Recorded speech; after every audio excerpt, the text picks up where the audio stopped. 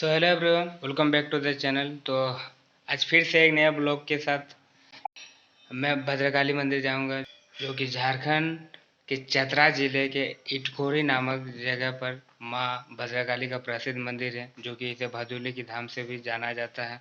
अगर बात करें, इसे महाना नदी और बक्सा नदी के संगम पर स्थित यह स्थान है, और यह स्थान हिंदू धर्म, बौद्ध धर्म, जैन धर्म का संगम स्थल भी है। तो ही आज हम जा रहे हैं, तो बाकी की जानकारी मैं पूरे वीडियो में बताते हुए जाएंगे। मैं और एक चीज़ कहना चाहता हूँ कि अगर मेरे वीडियो में कुछ जानकारी अगर जो गलत लग रहा है तो वो कमेंट बॉक्स में ज़रूर बताएं।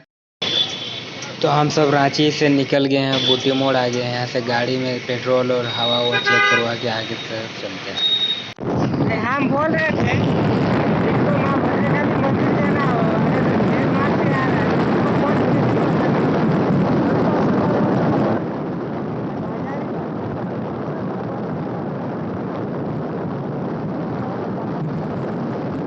तो हम लोग अभी रांची से 8 बजे रांची से निकल गए हैं। अगर बात करें रांची से, तो रांची से दो रास्ता जाता है। रांची से एक हजारीबाग से पद्मा मोड़ तक राष्ट्रीय राजमार्ग 33, पद्मा मोड़ से पद्मा इटखोरी सड़क मार्ग होते हुए इटखोरी तक जाता है। और दूसरा रास्ता रांची से रातू होते हुए चतरा आप जाइए। चतरा से फिर इटखोरी जा सकते हैं। अगर आप कहीं बाहर से आ रहे हैं और रांची में उतरना चाहते हैं, तो रांची में रेलवे स्टेशन, यहाँ से फिर आप बस पकड़ के आराम से जा सकते हैं। अगर रेलवे जंक्शन, मतलब आप कहीं से भी आ रहे हैं, रेलवे स्टेशन में उतर के अगर जाना चाहते हैं इटखोरी, तो सबसे उसके सामने जो होता है कटक मसांडी, जो कि 28 किलोमीटर है। फिर आता है हजारीबाग, जो कि 52 किलोमीटर है। फिर कोडरमा आता है, 63 किलोमीटर है वहाँ से। फिर धनबाद आता है, धनबाद 161 किलोमीटर है। रांची आता है, रांची भी वही समथिंग वैसे ही है। गया आता है, गया से फिर 92 किलोमीटर है। अगर बात करें सबसे नज़दीक एयरपोर्ट, तो एयरपोर्ट सबसे नज़दीक शायद रांची ही पड़ेगा आप लोग को, जो कि 152 या ऐसे ही कुछ होगा। और पटना जो कि 250 किलोमीटर है। कलकत्ता भी वही 424 ऐसे ही कुछ है। तो हम लोग रांची से बूटी मोड़, मेसरा, इरबा और माझी, पुंदाग से काके मोड़ अभी पहुंचने वाले हैं। तो काके मोड़ में एक मंदिर है, जो कि आप सबको दिखाते हैं। हम लोग काकेबार पहुंच गए हैं। तो देख सकते हैं आप माया टुंगड़ी माया मंदिर, जो कि यहाँ से दिखाई दे रहा है।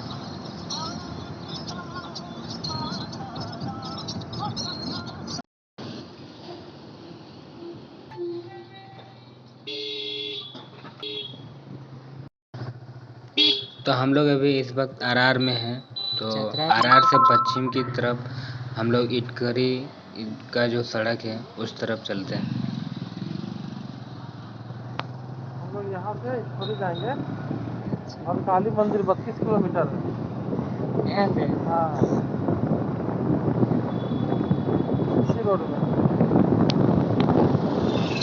यहाँ आगे अगर तमाशे भी है।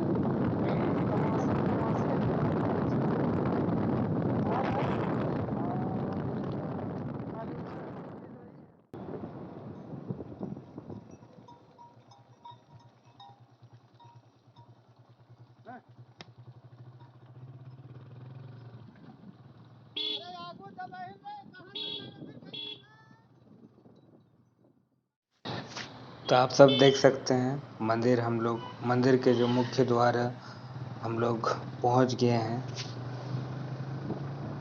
तो यहाँ से कुछ ही दूरी पर मंदिर है। तकरीबन 3 घंटा का रास्ता सफ़र करने के बाद हम लोग मंदिर पहुँचने वाले हैं।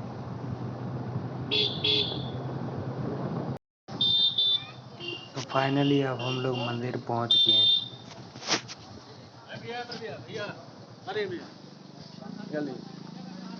तो बाइक पार्किंग में रख दिए हैं और मंदिर के लिए पूजा प्रसाद लेते हैं और मंदिर चलते हैं। देख सकते हैं मंदिर के मेन द्वार में पहुंच गए हैं। तो मेन द्वार में देख सकते हैं ऊपर में माँ शेरावाली विराजमान है। आप सब दर्शन कर लीजिए।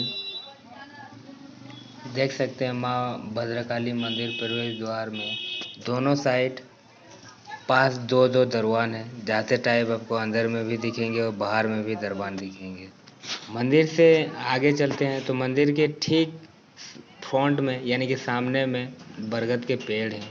अगर बात करें यहाँ नदी का संगम, तो जिस तरह राजरप्पा मंदिर में दामोदर और भैरवी नदी का संगम है, ठीक उसी प्रकार यहाँ इटकोरी माँ भद्रकाली, महाने और बक्सा नदी का संगम है। बता दें यहाँ इटकोरी तीनों धर्म से संबंधित है, बौद्ध धर्म, जैन धर्म, हिंदू धर्म। इटकोरी का नाम गौतम बुद्ध की एक घटना से जुड़ा हुआ है। कहा जाता है कि यहाँ गौतम बुद्ध सच्चे ज्ञान की खोज में अपना घर वर छोड़कर यहाँ आए थे। तो उनके ध्यान में, जब वो ध्यान में थे, तब उनकी मौसी की बहन उनकी खोज में यहाँ आई थी। लेकिन फिर भी उनका ध्यान जब नहीं टूटा तो मौसी ने स्थानीय भाषा में उसे इटखोई कहा, जिसका अर्थ कि यहाँ पर वह खो गया है। ध्यान में इन दो शब्दों पर इटखोई, इस स्थान को इटखोई कहा जाता है। बाद में इसे बदलकर इटकोरी हो गया। इस क्षेत्र को भदोली के नाम से भी जाना जाता है, क्योंकि यह भादुली नामक नदी के किनारे बना है। बताया पौराणिक कथाओं के अनुसार यह स्थान हिंदू धर्म कथाओं में यहाँ भगवान राम वनवास में के दौरान राम, लक्ष्मण, सीता यहाँ कुछ समय के लिए यहाँ आए थे। और बता दें महाभारत में राजा युधिष्ठिर भी यहाँ अपने निर्वासन के दौरान यहाँ रुके थे। अतः यह स्थान रामायण और महाभारत दोनों काल से संबंधित है। तो हम लोग माँ भद्रकाली मंदिर के पूजा करके अभी बाहर निकल गए हैं। तो मंदिर में जैसे आप लोग प्रवेश कीजिएगा, वहाँ मंदिर में गोमत पत्थर से माँ, गोमत पत्थर यानी अष्ट धातु से माँ भद्रकाली की प्रतिमा है, जिस पर काल का कहा जाता है कि अब तक कोई प्रभाव नहीं पड़ा। मंदिर के चारों कोनों ओर अगर देखिएगा तो भगवान बुद्ध की छोटी छोटी प्रतिमा। तो देख सकते हैं माँ भद्रकाली मुख्य मंदिर के ठीक निकलने के बाद आपको हनुमान जी का मंदिर, छोटा सा मंदिर दिखाई देगा। इसके आगे पंचमुखी हनुमान जी हैं।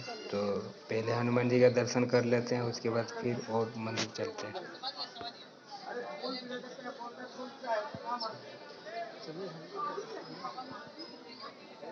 तो ठीक हनुमान मंदिर के बगल में पंचमुखी मंदिर है। पंचमुखी के आगे और शनिदेव जी हैं। शनिदेव जी के बाद नंदी महाराज और शिव भगवान जी हैं। तो यहाँ थोड़ा फोटोशूट हो रहा है। फोटोशूट होने के बाद चलिए उन सब मंदिर के भी आप सबको एक एक करके दर्शन करवाते हैं और उन सब मंदिर के बारे भी आप सबको जितना हो सके जानकारी देते हैं।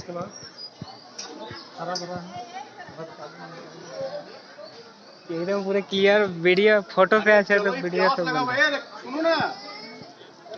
चलिए तो चलिए राम भक्त हनुमान जी का दर्शन करवाते हैं। तो मंदिर के बगल में ही भगवान राम के परम भक्त हनुमान पंचमुखी मंदिर है। तो चलिए दर्शन करवाते हैं।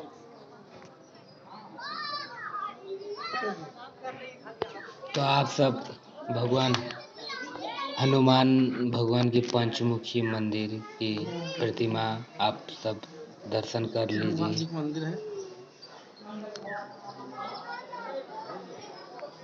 तो आप सब भगवान हनुमान जी को दर्शन अच्छे से कर लीजिए। इसी के ठीक बगल में शनिदेव जी का मंदिर है। तो चलिए कुछ ही देर में आप सबको शनिदेव जी को भी दर्शन करवाते हैं अच्छे से। पहले हनुमान जी का दर्शन ठीक से कर लेते हैं और फिर चलते हैं। अब शनिदेव जो कि न्याय करता हमारे शनिदेव जी हैं, तो उनका भी चलिए दर्शन करवाते हैं।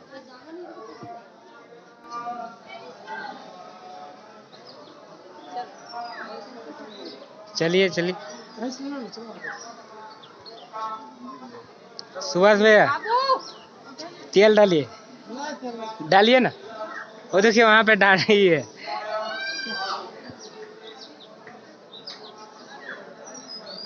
अच्छे से डालिए। तो भगवान शनिदेव को तेल चढ़ाया जाता है, तो हम लोग भी उनको तेल चढ़ा रहे हैं। लीजिए पकड़िए ना, हम डाल।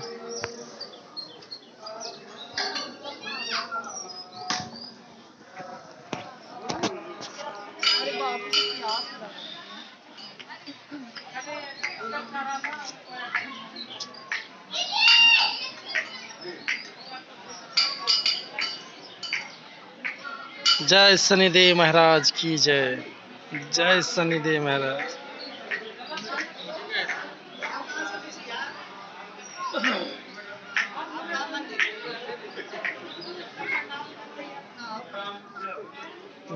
आइए ना, गए थे अभी, फिर दक्षिणा मांगेगा। न मांगेगा नहीं।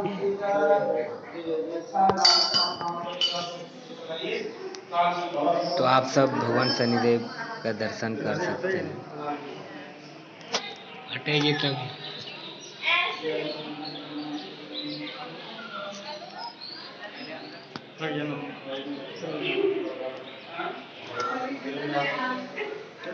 वीडियो बना लिया?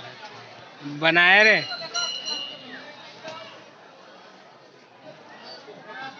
वीडियो बना लो। कौन वाला? हो रहा है। जय माँ भद्रकाली। वीडियो क्वालिटी लेकिन मस्त दिख रहा है। तेरा क्वालिटी बढ़िया है। वो वाला मंदिर चलिए घूस घूस के। चलो।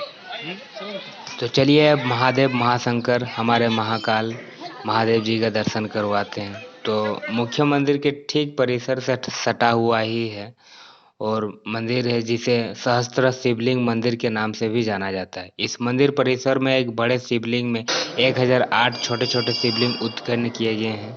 साथ ही इस मंदिर के मुख्य द्वार पर भगवान शंकर का वाहन नंदी की विशाल शिला से निर्मित प्रतिमा है। ये दोनों वास्तुकला का बहुत ही बेहतरीन उदाहरण है। विश्वकर्मा मंदिर। तो चलिए आप राम जानकी मंदिर जी का दर्शन करवाते हैं। तो इस मंदिर में राम लक्ष्मण सीता भगवान गणेश विश्वकर्मा सब हैं। तो यही मंदिर वो है जिसमें सब भगवान हैं, राम भगवान लक्ष्मण सीता हनुमान। तो आइए दर्शन करवाते हैं। तो देख सकते हैं सबसे पहले तुलसी का मंदिर है। तो चलिए अब मंदिर के अंदर प्रवेश करते हैं। तो देख सकते हैं अंदर प्रवेश करते हैं भगवान गणेश जी का मूर्ति विराजमान है। इधर विश्वकर्मा भगवान यहाँ पे हैं, तो दर्शन कर लीजिए विश्वकर्मा भगवान जी को।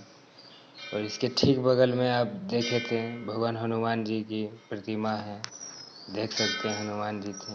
यहाँ देखिए राम लक्ष्मण सीता हनुमान तीनों चारों जन हैं, तो दर्शन कीजिए।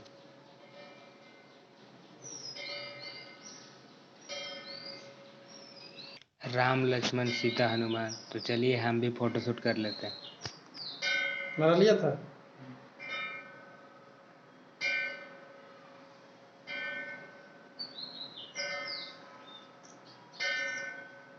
मेरा लिया था।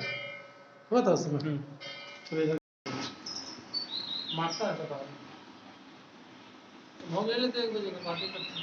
हाँ, तो पंडित जी से मंदिर के बारे में जानकारी लेते हैं थोड़ा। जो कर्म करने वाले व्यक्ति हैं उसका पूरा ये जो चैनल में है आप हैं उसका जो है सो गोल गुम्बज में लिखा हुआ है पूरे वृत्तांत। श्री बालेश्वर पांडे जी प्रथम पुजारी माँ भद्रकाली मंदिर का है। अच्छा। और अभी जीवित हैं, वृद्धा हो गए हैं। तो उसके देख रेख में कार्य में जो है माँ भद्रकाली मंदिर का जो है मेरे भ्राते हैं मदन मोहन पांडे, उसके बाद नागेश्वर पांडे हैं। उसके बाद हम वहाँ से माँ भद्रकाली मंदिर से जो है वहाँ से भेजा गया है एसडीओ जो है यहाँ पे राम जी का जो है तो अच्छे ब्राह्मण का जो व्रत पड़ रहा था, राम का जो व्रत जो होता है अच्छा ब्राह्मण का होता है, उस जगह पे अनुमंडल पदाधिकारी जो है इस राम जानकी मंदिर में वहाँ से हमको स्थापित यहाँ किए। बोले जय श्री राम। जय श्री राम। और जय श्री राम का जो नाम जो होता है अनंत है, इसका सहस्त्र नाम तत्तुल्यम राम नाम वरायणम। नीलांबुज श्यामल कोमलांगम सीता समारोह कितवाम भाग्यम पानो महासहाय किचारु चापम नमामि रामं रघुवंशनाथं लोकाभिरामं रणरांगधीरं राजीवनेत्रं रघुवंशनाथं कारुण्यरूपं करुणाकरं त्वं श्रीरामचन्द्रं शरणं प्रपद्ये मनोजवं मारुतुल्यवेगं जितेन्द्रियं बुद्धिमतां वरिष्ठं वाताञ्जवानरयोत्तमोख्यं श्रीरामदूतं शरणं प्रपद्ये पूजान्तराम रमीति मधुरं मधुराक्षरम् आरुहं कविता शङ्खं वन्दे वाल्मीकि कोकिलं यापदाहरन्तं दाता राम सुख संपदां तर्जनं जम्यदूतानां राम रमेति गर्जनं रामे राजमणीयः सदा विजयते रामं रामे संभजे रामे नाङ्गे हत निश्चरं रामाय तस्मै नमः। ओम रामचंद्राय नमः रामभद्राय नमः सीताय नमः पवन तनय संकट हरणं मंगलमूर्तिरो राम लखन सीता सहित हृदय बसहु राजा रामचंद्र की जय। वीर बजरंगबली की जय। जय श्री राम जय श्री राम। जय श्री जय श्री राम। अब ले लीजिए मंदिर का पूरा सीट ले लीजिए। जय श्री राम। वाह वाह, चलिए चलिए, फलानी बाबा का ये है बाबा। सही नहीं रखने के कारण से कर्म होना चाहिए। सबसे बड़ा चीज है कर्म। देंगे भगवान को। हे भोले दानी, निभाओ तो जाने। श्री राम जय श्री राम। का भक्त जो है मगर जो है जो किसी स्थान पे जो भोग मिलता है मन माना है वो भक्त अभी ऊपर नहीं हो रहे हैं माँ का और हनुमान का और राम जी का भक्त कोई ऊपर नहीं हो रहे हैं और जब ऊपर हो जाएंगे तो सदैव जो है भोग जो है मन माना मिलते रहेगा। जय श्री राम। जय श्री राम। और सुमति जब मिल जाएगा तो संपत्ति आना तो अपार ही अपार है। और माँ के द्वार में जो है कि सारा संपत्ति से भरा हुआ है, अपार संपत्ति है, मगर उसको भक्त मिलना चाहिए।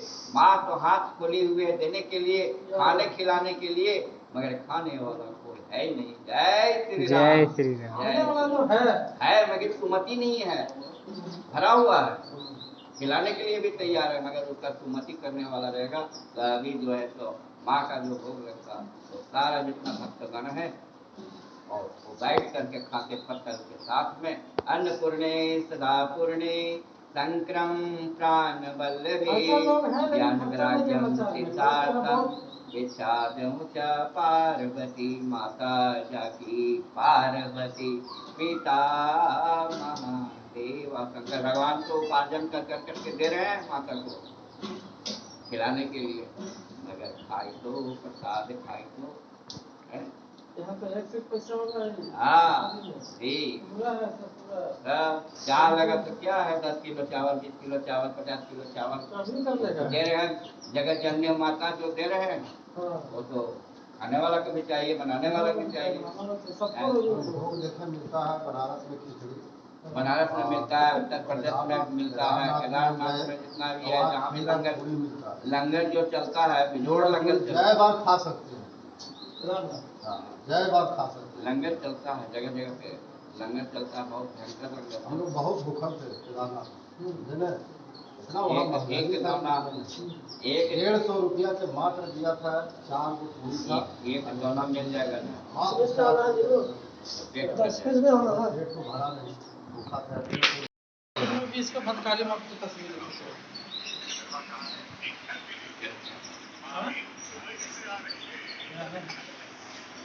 ऐसा है, खासियत बताइए तो भटकाली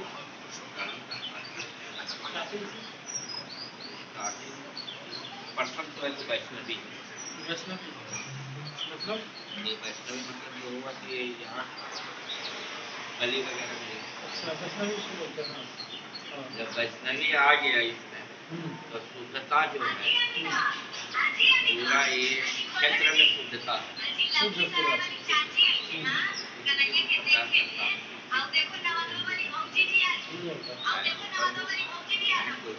माँ भद्रकाली का जितना तो आप जाते हैं तो फिर से राम जानकी मंदिर का दर्शन कर लीजिए। हनुमान जी, राम, लक्ष्मण, सीता, माँ सीता, उनके चरण को देख लीजिए। फिर चलते हैं हम लोग। तो देख सकते हैं मंदिर हम लोग आ गए हैं। कितना भीड़ हो गया मंदिर प्रांगण में। तो ये मंदिर अभी इसलिए इतना भीड़ हो गया है क्योंकि 12 बजे शायद आधा घंटा या 1 घंटे के लिए मंदिर कुछ देरी के लिए बंद होता है। तो चलिए माँ भद्रकाली के इस रूप के बारे में जानते हैं। कहा जाता है राजा सूरत, जिसका नाम दुर्गा सप्तशती में वर्णित है, हंटरगंज के पास कुलेश्वरी की पहाड़ियों में राजधानी थी। वह एक विदेशी राजा से हार गया था और यहाँ मेधा ऋषि के आश्रम में आया था। उसी समय सारथी नाम के एक अमीर व्यापारी को उसके अपने परिवार ने उसकी सारी संपत्ति से बेदखल कर दिया और वहाँ भी उस आश्रम में आ गया। दोनों को अपने संकट का कारण जानने की जरूरत थी। मेधा ऋषि ने उन्हें कई उदाहरण देते हुए कारण बताया और यह भी बताया कि यदि वे अपने संकट से मुक्ति पाना चाहते हैं तो उन्हें देवी भद्रकाली की प्रार्थना करनी चाहिए। वे दोनों महीने नदी के पास तामसीन नामक घने जंगल में आए और प्रार्थना और तपस्या में लीन हो गए। माँ भद्रकाली प्रसन्न हुई और उन्हें आशीर्वाद देने के लिए वहां आ गई। राजा सूरत को उसका मनचाहा राज्य वापस मिल गया, लेकिन अब व्यापारी सूरत को अपने धन को नहीं बल्कि इच्छा थी। बात करें एक और रूप की कहानी, तो माँ भद्रकाली के इस रूप में आने की एक और कहानी है। शंखचूड़ नाम का एक बहुत शक्तिशाली असुर था, जिसे विष्णु ने वरदान दिया था कि कोई स्त्री उसे नहीं मार पाएगी। जब देवताओं ने उसके आतंक पर अपना धैर्य खो दिया तो देवताओं को सेनापति कार्तिकेय उसे लड़ने गए, लेकिन शंखचूड़ के प्रहार से कार्तिकेय जमीन पर गिर गए। यह देखकर देवी आदिशक्ति ने भद्रकाली का भयंकर रूप धारण किया और उनसे युद्ध किया, लेकिन उन्हें पराजित नहीं कर सकी। इसीलिए वह युद्ध के मैदान में असुरों को निगलने लगी और अंत में शिव ने अपने त्रिशूल से शंखचूड़ को नष्ट कर दिया।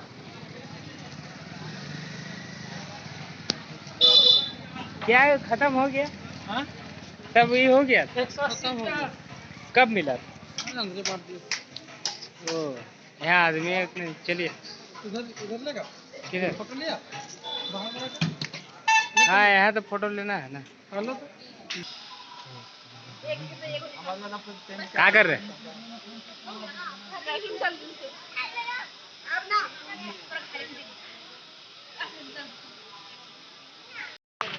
कहाँ मैदान?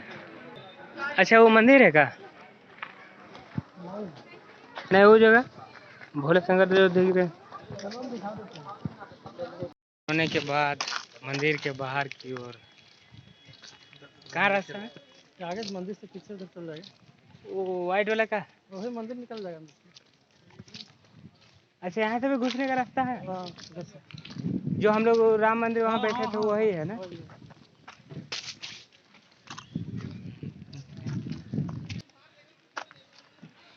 अच्छा, इसीलिए अंदर गाड़ी घुसाया था। हाँ।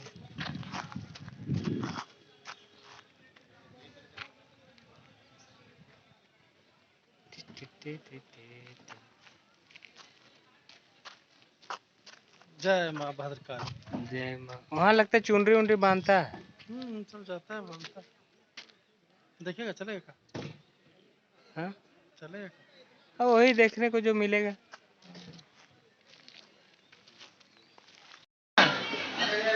पता नहीं आप गए होंगे वहाँ। भोजन कर लेते हैं अब।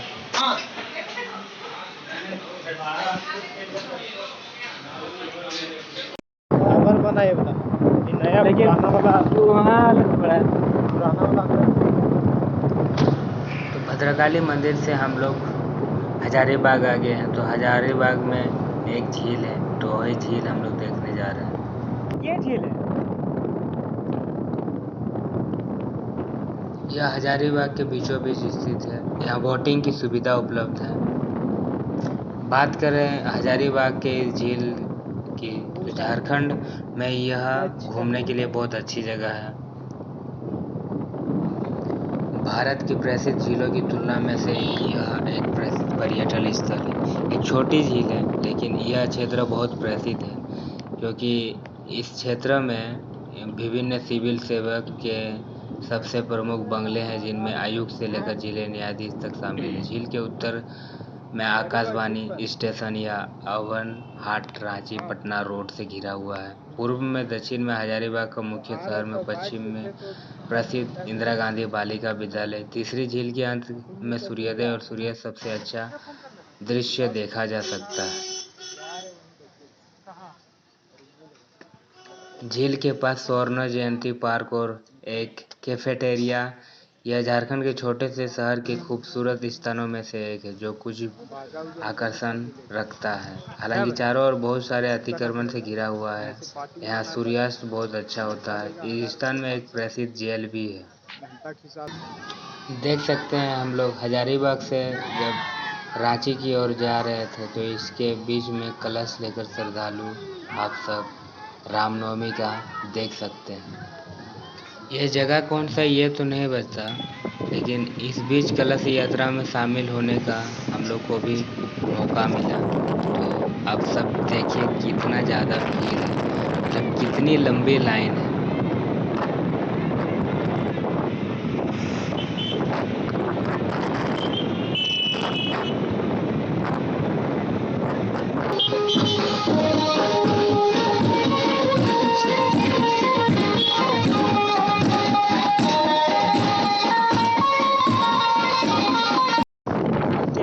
जब आप कभी रांची से रामगढ़ या रामगढ़ से रांची होते हुए आप जाते हैं, तो आपको एक घाटी में एक मंदिर दिखता होगा, जो कि रामगढ़ में प्रवेश करने से ठीक पहले आपको माया टुंगरी पहाड़ दिखाई देती है, जो सड़क के ठीक बगल में है।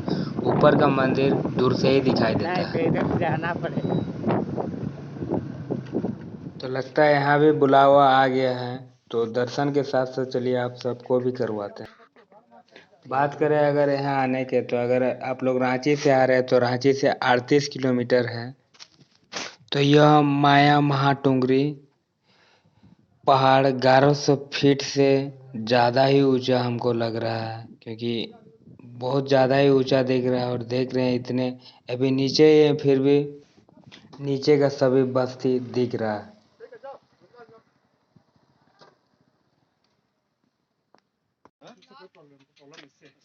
खतरनाक व्यू है। लेकिन जब रांची से हजारीबाग की ओर जाए, तो काके बार एक जगह है, बहुत ही पहाड़ में एक बहुत अच्छा मंदिर है। तो आप सब आइए। और 368 सीढ़ी है, लेकिन बहुत खड़े खड़े हैं। तो आप कुछ बोलिएगा।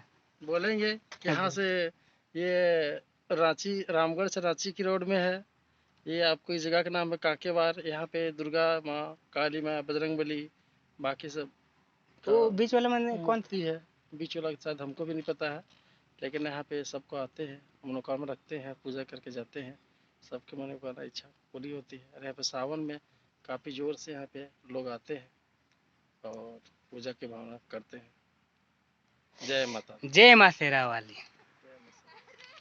खतरनाक व्यू आता है। लेकिन खतरनाक कर रहा है। कल ऐसा धूप बनता तो वहाँ वाला ब्लॉग तो मस्त बनता। यहाँ बना वैष्णो देवी मंदिर है। कल उतना छाया था ना वहाँ पे, ब्लॉग में भी वैसे ही हुआ था। जी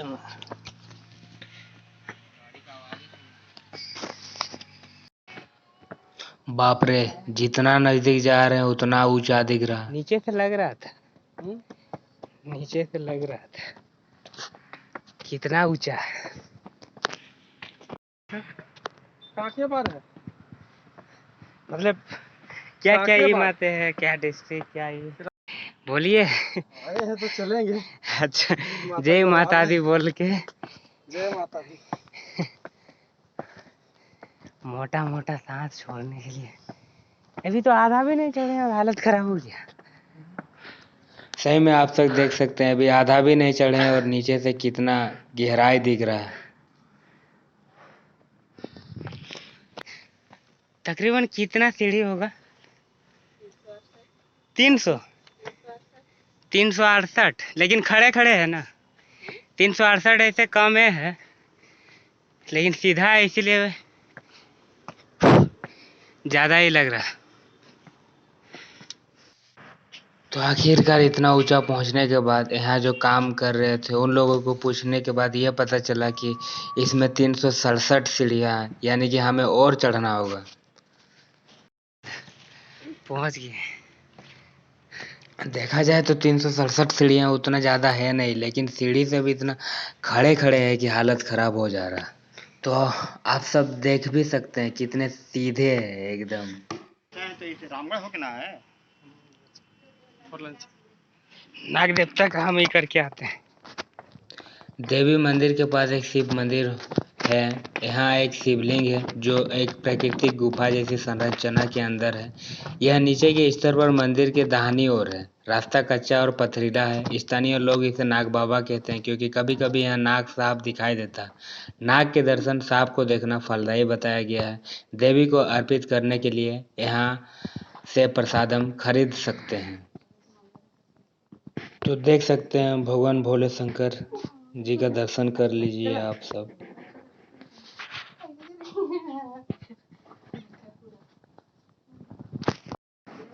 तो चलिए आप मुख्य मंदिर आप सबको दिखाते हैं, जिसमें 3 मूर्तियां हैं। बीच में देवी महामाया है।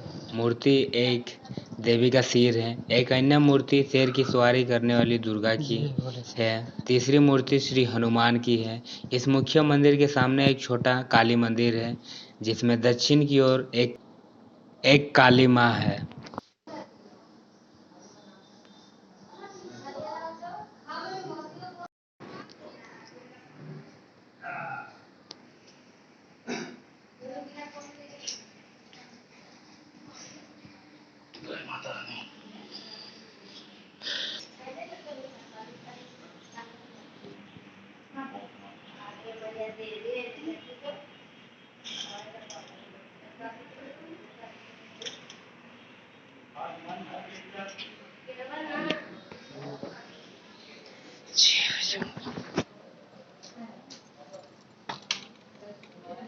माँ शेरावाली और महामाया माँ का दर्शन करने के बाद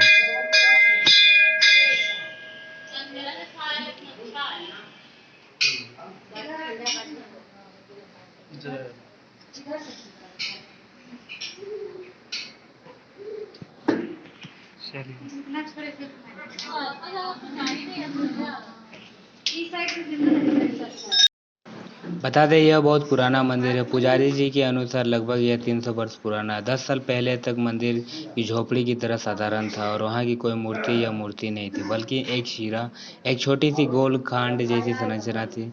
ऐसे शिला अभी भी कई छोटे छोटे गांव के देवी मंदिरों में प्रचलित हैं। यहाँ की देवी महामाया देवी या देवी इतनी शक्तिशाली है कि यहाँ स्थानीय लोगों का कहना है कि जब प्राकृतिक आपदा, महामारी और खेती के लिए वर्षा नहीं होती थी, तब ग्रामीण महिलाएं यहाँ जल अर्पित करती थी, जिसके बाद खूब वर्षा होती थी और महामारी भी नियंत्रित हो जाता था। आज भी यह परंपरा जारी है। इस मंदिर का जिक्र 1908 और 1932 के सर्वे में भी है। इस मंदिर के ऊपर से देखें तो एक तरफ हाईवे और एक तरफ खेत दिखाई देते हैं।